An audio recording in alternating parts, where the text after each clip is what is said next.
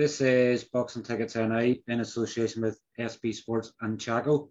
I'm delighted to be joined once again by the main man, Dom the Bomb, Dominic Donegan. How are you, mate? Good, Stephen. Good, Stephen. We sort of went a time where we didn't see each other for ages, and then obviously we had you in the Europa in September, and we obviously had you up last month. You're nearly becoming a Belfast native recently. Yeah, no, there's plenty of fights up there, so there is. So, yeah.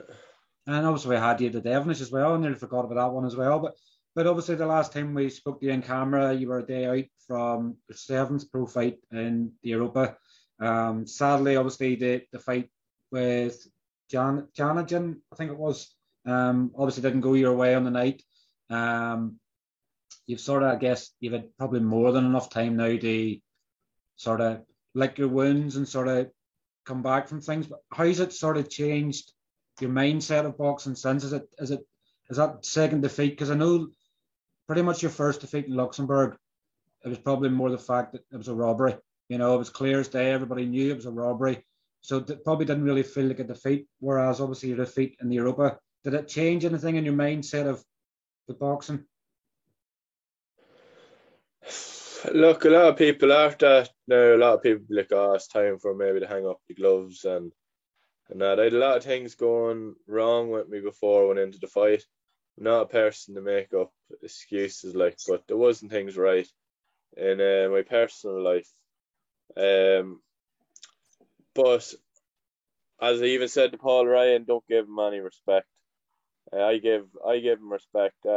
Straight away, I even stood off. I just stuck to my boxing in the first two rounds. In fairness, I had myself winning the first two rounds, and then the last two rounds I would have given to him.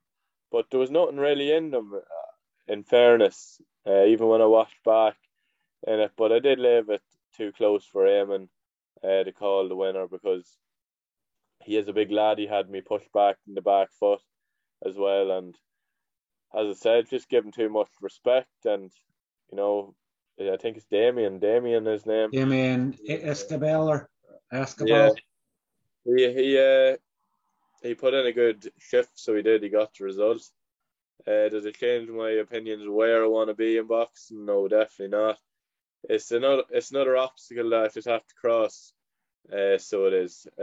I tried to cross it after the Luxembourg defeat.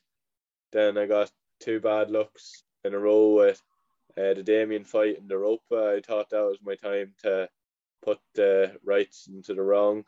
But I'm out now in 2 weeks. And the things that I learned from that in myself, you'll see now in 2 weeks now against Dale Arrowsmith. Dale Arrowsmith's actually another smooth operator as well. He fought Tony McGlynn, went to distance with Tony, and he actually went to distance with nearly everyone. I think he's only been stopped 3 or 4 times, and he has about 60 fights. So it'll be a good fight and get back up on to winning ways into the new year. Then like you've always been honest. I know anybody that's sort of watched the interviews we've had with you before. You haven't been one of these ones that says I'm going to be a world champion. You hadn't sort of really set like a goal or sort of vision of where you wanted to be in boxing. Just sort of what happened.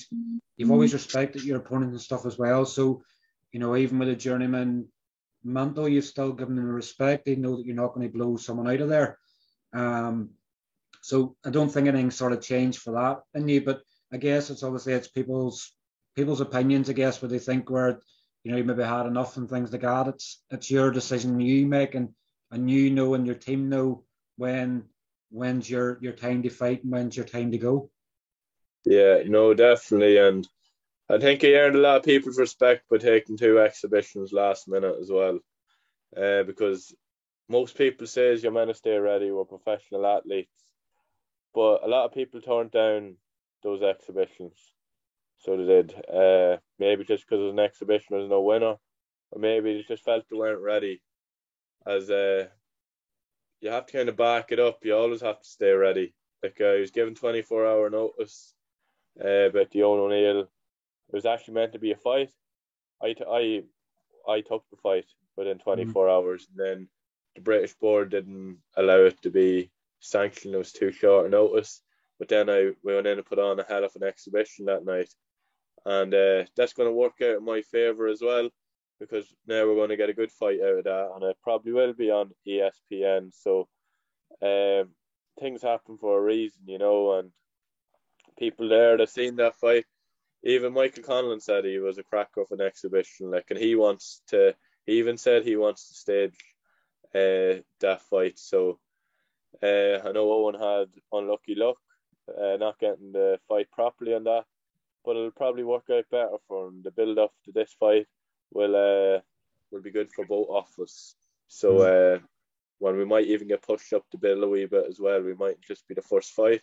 We might be able to push us up the bill as well, because it is an exciting fight. It's a rematch, which Owen does deserve, because I beat him in the Ulsters, and I'd always say that fight could have went anyway.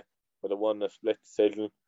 Owen said the same, it could have went anyway. So now we get a chance to get a rematch, and it'll be on a massive stage. So I think I reaped the benefits from that by being ready to take the fight, and now I'm going to get rewarded then with a big stage then. So definitely, I know obviously it spoke to Michael obviously the week after, and you know I know they didn't air the exhibition fight with you, Owen, and I think I'd said to Jamie after the weigh-in, obviously I'd done an interview with him after the weigh-in, I was saying that you don't come to mess about, you know, even if it's an exhibition, you still come to put on a show.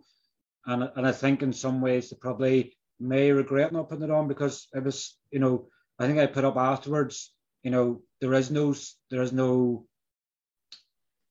such thing as an exhibition when what you and Owen delivered that night. You know, you sort of teased everybody to go, well, this is a fight that's going to be happening in 2022.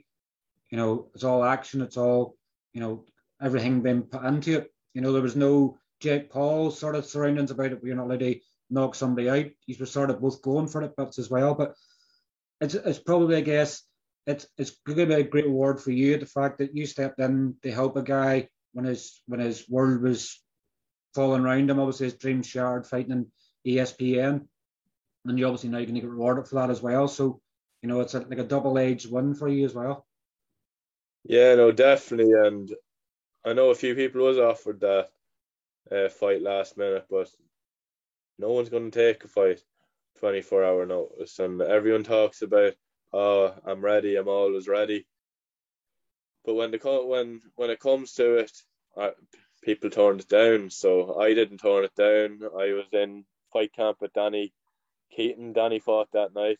I was sparring. I was actually a sparring partner for his fight that night. He also got the win, so I was more than ready as well. And even with the Jake Haney fight, I was Liam Walsh's sparring partner for that, and I wasn't going to turn that down either, because the way I look at it, the Ara fight, only no winners. You know, we're getting on out onto the stage in front of everyone, dealing with the crowd, and that it's only beneficial in my opinion. It's not my record, but it's a fight to me. You know, you're in there, and people says, "Oh, we were told actually in the dressing room the Jake Haney fight, right, lads? I don't want you going hard. I just want you just to take each other around."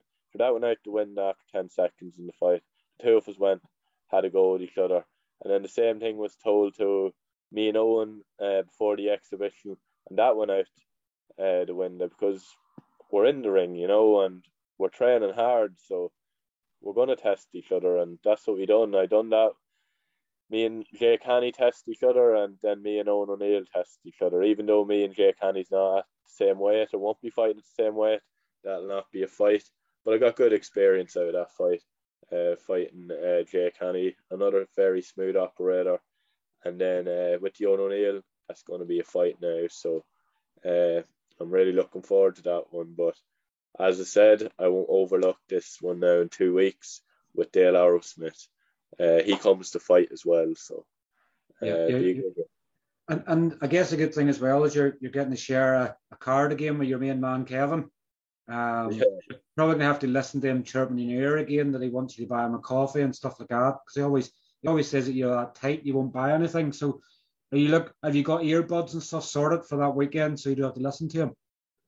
Yeah, now we've been on the phone a right bit there, and I'm actually really looking forward to being on the card with Kevin again. And I even asked him for a few rounds coming up to it, but I'm actually going over to watch my team Liam fight over in England now the weekend. So I've a sparring organised for that. Then I'm into my last week of hard training, so we mightn't get around to it. But after Christmas, the two of us will be in big fights, so we'll be fit to help each other out as well. But I'm looking forward to being on the same card as them again.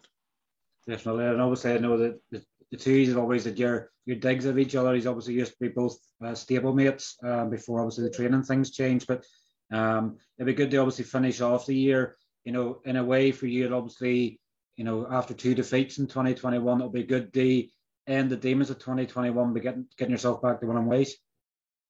Yeah, no, 100%, and get to stop listening to my wee peanut in my head and just go with the hands, go with the heart. And look, I'm very excited about getting out now in 2 weeks. And as I said, Dale Arrowsmith comes to fight, and we'll put on a hell of a show. And even after the Owen O'Neill exhibition, I got offered a fight with Hennessy Jr. Michael Hennessy Jr. Yeah. I actually only got a week's notice about that. So it was thrown to me about would I take the Hennessy Jr. fight. 100% I'd take that, but a week's notice on Challenge 5, it was going to be aired, so. If he does want to fight, at least give me 4 weeks notice. I'm not a journeyman that's just going to be like, oh, I'll go over for the payday. That's a fight I believe I'd definitely win if I got a proper camp. I do rate him. He's a very good lad. And but of course he's going to beat me with a week's notice. At least give me a 4-week camp that I can be ready. And that's another very good fight that could be lined up for next year, so 2022 is going to be an exciting year, and hopefully I get the win now December to put me back on the right foot. Do you think it obviously, sometimes people look at records and obviously people now see you've been beaten twice, probably one of the most high profile ones that didn't have a good performance, a good fight at the back was Carl Frampton. He went and fought Alessandro Gonzalez, was it? The young fella passed away, but Carl was dropped twice in the opening rounds, and then they ended up getting the Leo Santa Cruz fight and the Scott Quigg fight. Do you think now that obviously you may get more fights and opportunities put to you where you're not expected to win, and you can go and rip up the form, but you're obviously before it was never obviously announced anything like that, but you were supposed to be going to Italy, they fighting at his own card, but obviously when he obviously lost, that fight fell through. Do you think you might get more opportunities now that you've suffered another defeat, but people think that you might be an easy target? Yeah, well, I hope that's the case, because they're the fights that you make an upset in. 100% with the fight that was offered by Hennessy, that was for me to go in as an upset. Not to upset, but for me to go in as a journeyman against him, and especially a week's notice. That's not kind of giving me respect either, giving me 1 week notice. If, as I said, even when I'm fighting Dale Arrowsmith, he's a journeyman, I'd give him the respect that he deserves. So I just think it's disrespectful giving someone a week's notice to take a fight, because I'm not a journeyman. I'm not available every week to go fighting, but when the fights comes and if I get notice, 100%, I'll take them. And that's one fight now that I'm not going to overlook, is the Hennessy Jr. one, because I found it was a bit insulting getting a week's notice. So give me 4 weeks, and I'd be more than happy to get fighting to take that fight. And is the blinkers sort of after the Dale Arrowsmith fight in Lancashire? Is the blinkers on that the next fight you want afterwards is the Owen O'Neill fight in, I think the rumoured date's February? Is that sort of going to be set in stone at the fact that's going to be next? And other people's going to have to wait. You've obviously seen our Instagram over the last 48 hours where people sort of looking at fights, and your name's getting thrown up quite a lot. With Owen Duffy, I think probably one of them. Your name's getting thrown about a bit. So for people that sort of dreaming of the fact that maybe you and Owen fighting, it's the fact that Owen O'Neill, the plan is hopefully that Owen O'Neill will be next in February before anything else. Yeah. No, I'd like to see the Owen O'Neill fight now go ahead in February. He didn't get a 6-rounder yet. I think Leonard's trying to push this one for an 8-rounder, so leaves 2 offs available to fight for the Irish belt if something come up.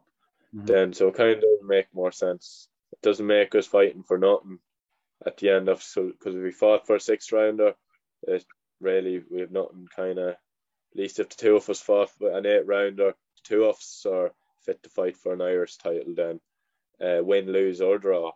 No, I'd be hoping that'd be my next fight after Dale Arrowsmith.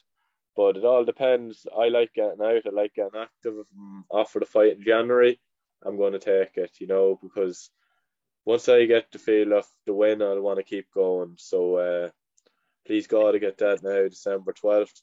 And if I get a fight date before the Owen O'Neill's fight, I'll take it. But if not, Owen O'Neill, as you said, rumoured date in February.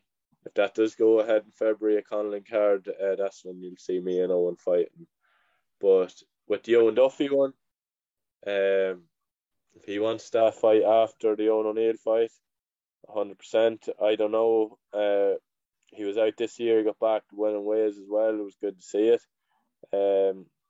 He has 2 defeats like myself on his record, and he had overcome the loss to Eddie Tracy and that, and it was great to see him back and winning ways, and he's training away hard as well. So that's the fight that people wants to see. Sure, we'll take it, because it's going to be very hard to get people coming in with journeymen coming in from different countries and that. So it's going to be domestic dust-ups more often.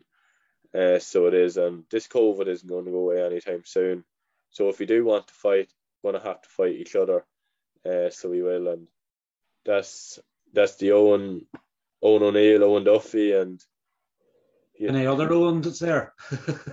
No. But you're picking on all the Owens. It's like there's anybody else that's named Owen. If you're not on the list, put your name down. But I wouldn't say I'll be picking on them now. But that's fights what people want to see, and at the end they were entertainers, and we're not going to get these journeymen coming in as easy anymore. So it'll give us no other choice to fight each other, and it should be. I'd love to see an all Irish card as well, where we have to fight all Irish fights, because the record's nothing. It really is nothing. You learn far more. I probably learned far more from my 2 exhibitions than I've done from any of my fights, to tell you the truth, because you're pushing each other on. The 2 of you are scaled, and you're just taking the best out of each other. And I do still stand by it. I think it was a far better fight for Owen that night than that other gobshite over in England. So I think he learned a lot more from me that night than he would have learned from the opponent that he's meant to be fighting. Yeah. I'm sort of glad in a way you're not mentioning the person's name, because I don't want to give that said person any airtime, because they sort of could have ruined on O'Neill's boxing career that night. The fact that dreams are so close and then it goes away. Boxing can be, as boxing can be the worst of sports at the times. But when someone does that should know what the game's like, they don't deserve to have their name mentioned for sort of what they've done. I don't know all the ins and all the outs of what exactly happened, but until such times as they do, that person's not going to have their name mentioned. So, but obviously with 2 defeats sort of in the bounce now, you're just sort of happy, or is it just a sort of plan you have that you just want to see how many fights you can have as a professional, that you're not classed as a journeyman, you just want a really, really good fights? Yeah, I want to be in these Irish dust-ups, and If my 2 defeats hadn't came last year, me and Eddie probably would have been dust up as well, because that was brewing for ages. And that's another fight as well.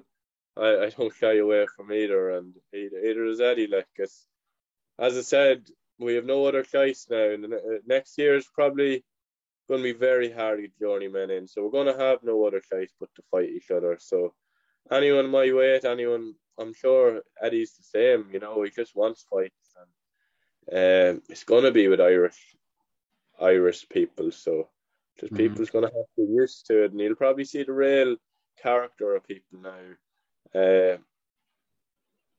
About taking these fights. A lot of people isn't going to take 50-50 fights, because people might say it's too early in their career to take it, or it's too big of a chance, there's no rewards. But there is rewards out of it. You're learning, you're improving yourself, and you're giving the fans what they want to see, instead of coming in and maybe blowing a journeyman out in one round or that. You're not learning from it. And some fighters, you can see the best out of some people when they fight someone at the same level of them as well, because sometimes you can take a wee back step off. This will be good enough. If I do this will be good enough. If you're against someone with the same level as yourself, it's going to take the best out of yourself. You're not going to make silly mistakes that you would get away with against someone not 50-50. I'm hoping in some ways that sort of, people in the past would have sort of, when obviously the Eddie, the talk of the Eddie fight, the talk of Graham McCormick and things like that, people were just thinking you were just using people's names for spite. You were asked questions, you give the answers. I'm hoping now that people respect you more for the fact that you've suffered a few defeats. You're still the same Dominic as you were. You still want to keep taking the fight. You're still hungry, and everything else. So I'm hoping that where people may have disrespected you and things in the past, maybe other fighters or things like that, you just want to do the best for you. So it doesn't matter who the fight's with. You're happy to take the fight if it makes sense. Yeah, no, definitely. And people see that now, that I jumped in with Jake Haney, I jumped in with Owen O'Neill. These are the fights I want, and I'm not calling any person out, or I never called anyone out in the interview there, but I'm not calling anyone out just like, I'll beat them. That's a fight I'll take. I just want to be in hard 50-50 fights that I remember and look back on, like, God, that was a hell of a fight. And even Graham, you mentioned Graham there. I thought Graham was in an absolutely cracking fight for the BY Celtic title. And I think that probably gave Graham a taste of as well what it's like to be in a 50-50 fight as well, and how people react to it. It's a bit more different than when you fight a journeyman. Everyone's like, God, who's going to win this? Who's going to win that? Like, that was a cracking fight, and the ref didn't give him a round, but I gave him 2 or 3 rounds. I was watching the fight. I thought he made a good account of himself. He obviously trained very hard, because it was non-stop from start to finish. So hats off to Graham for that. I actually gave him a wee message after it, and I told him I was very impressed with him, and that might give him the taste as well now. More exciting being in these 50-50 fights. It makes training even more interesting. You're not going to leave no stone unturned, so you're not, because you're going in there for a war with someone that's training every bit as hard as you. Definitely is. Well, look, Dom, obviously, well, thank you for catching up with us once again. Obviously, it's just over 2 weeks now that you're back in action. Obviously, I can't wait that you're back in action, because I'm sure that one in Finland is going to taste so good. It's like having a beer after being off the beer for so long. It just tastes so good. But obviously, no, I'm just buzzing. I'm really buzzing for it now. Going over now, just want to wish Liam Walsh the best of luck. Now over in England now the weekend, he's going to go move to 2-0. Was training alongside him now for this, and I think he's going to help me out for my last week as well. So we have a good wee squad there. And Harrison as well. Harrison's he's another person from Cavan, another slick southpaw that's making his debut now, 2022. he's someone you'll have to catch up as well, Stephen, a lovely kid as well. So definitely, it'd be good to get another fighter to interview and find out more of. Make sure and pass on a regards to Tony. We obviously haven't seen him in a few weeks. He'll be looking for a dance partner in England. Nah, look, it's fight week for Tony. There's no talking to Tony this week, so there's not. A bit of a flu, and he's telling me, right, don't be up here. Nah, Tony's good. Looking forward to now. Looking forward to giving him the result that he deserves. He's putting in a lot of time with me as well, so I'm looking forward of getting the win for him also. Because he trains me whenever I want. If I tell him, look, Tony, I'll be up in the morning, I'll be up at 2 o'clock, 6 o'clock, he'll be there. So I'm looking forward to getting a win for him as well. Well, listen, Dom, thanks very much for catching up with us, and I'm sure we'll catch up again soon. Thanks, Steve. Really appreciate it. 100%, mate. Cheers. Take care. Thanks. Cheers. Bye. Bye-bye.